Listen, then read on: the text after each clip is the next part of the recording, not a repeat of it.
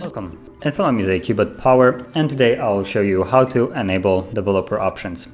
So get started by opening up the settings app, then go all the way down to System and About Phone, and you should have somewhere here build number, which is for me right at the bottom.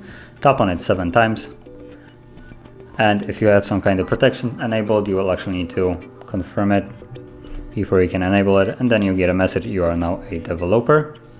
So you can go back, and as you just seen, there is a new option that has just appeared, developer options, and you can go here, enable it. Okay, and now you have developer options enabled, and you can start changing whatever you like. So that is how you would enable it. And if you found this video helpful, don't forget to hit like, subscribe, and thanks for watching.